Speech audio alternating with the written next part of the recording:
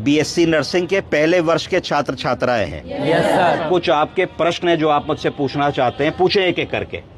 Sir यदि कोई paralyse हो जाए तो उसका ट्रीटमेंट क्या करना चाहिए? यदि कोई पैरालाइज हो जाए और आप इमरजेंसी में है, एक आदमी आता है जिसके शरीर का एक तरफ का अंग काम नहीं कर रहा है, दायां हाथ दायां पैर नहीं उठ रहा है या बायां हाथ बायां पैर नहीं उठ रहा है, मरीज बोल नहीं पा रहा है, स्पीच क्लियर नहीं है, वॉबल कर रहा है, अगर आप उसको घर वाले हिस्ट्री देंगे कि साहब आज चाय पिलाई, पानी पिलाया, चाय पानी नहीं पी पाए, वो मुंह के एंगल से ड्रिबल कर रहा है, निगल नहीं पा रहे थूक को, ऐसी स्थिति में क्या डायग्नोसिस बनाएंगे, ऐसा क्यों हो रहा है? अगर ऐसा हो रहा है तो इसका मतलब है कि मरीज में दो मेडिकल प्रॉब्लम आई हैं, उसको स्ट्रोक कहा जा सकता है या हेमरेज कहा जा सकता है, हिंदी में लकवा कहा जा सकता है, पैरालिसिस हुई है।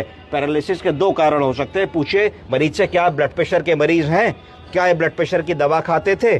क्या इन्होंने ब्लड प्रेशर की दवा मिस की है? शायद मरीज कहते हाँ साहब 10 साल से ब्लड प्रेशर की दवा है, हफ्ते भर से ब्लड प्रेशर की दवा नहीं खा रहे थे, सर में दर्द और भारीपन बहुत बता रहे थे, एकाएक बैठे थे, गिर पड़े और तब से बेहोश हैं और एक तरफ का शरीर उसके बाद से काम नहीं कर रहा है। तो एकदम से आपके दिमाग में आना चाहिए कि इनको ब्लड प्रेशर की वजह से ब्रेन हैमरेज हो गया है, जिसके कारण से शरीर का एक हिस्सा लुंज हो गया है। एक चीज आपको पता होनी चाहिए कि जिस तरफ ब्रेन में ब्लीडिंग होगी उसके अपोजिट साइड की वीकनेस जाएगी। तो अगर दाईं तरफ अंग काम नहीं कर रहा है तो एकदम से आपके दिमाग में आना चाहिए कि बाईं तरफ के ब्रेन में ब्लीडिंग हुई होगी या स्ट्रोक या क्लॉट आया होगा। इस तरीके से आप 1 या 2 मिनट के अंदर क्लिनिकल वर्कअप करके समझ सकते हैं कि मरीज में जरूर स्ट्रोक या पैरालिसिस है। इसको किस जांच के लिए भेजना चाहिए?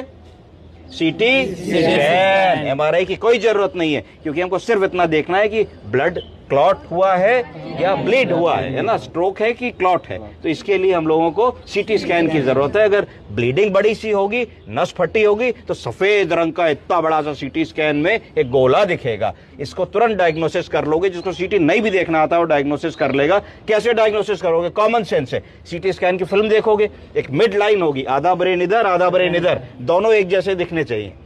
जिस तरफ एक कोई चीज गड़बड़ लग रही है वहीं आंखें रोक लो कि ये क्या है। तो अगर ब्लड होगा तो सीटी स्कैन में सफेद रंग का दिखेगा, अगर स्ट्रोक या इन्फार्क्ट होगा तो काले रंग का दिखेगा। मैं आपको सीटी की फिल्म दिखाऊंगा। अगला सवाल पूछिए। सर अगर किसी पेशेंट को ब्रीदिंग डिफिकल्टी दे दीजिए। हाँ, और किसी पेशेंट को ब्रीदिंग डिफिकल्टी हो, मतलब उससे सांस नहीं आ रही हो, तो इस सिचुएशन में हम उससे कैसे? इमरजेंसी में एक मरीज आया, बोला बहुत तेज सांस फूल रही है, मैं सांस नहीं ले पा रहा हूं, कुछ करिए, मुझे बहुत ब्रीदिंग डिफिकल्टी हो रही है। तो आपको दिमाग में आना चाहिए कि क्यों ऐसा हो रहा है, इसका क्या कारण हो सकता है। तो ब्रीदिंग कहां से करते हैं? लंग से। लंग्स।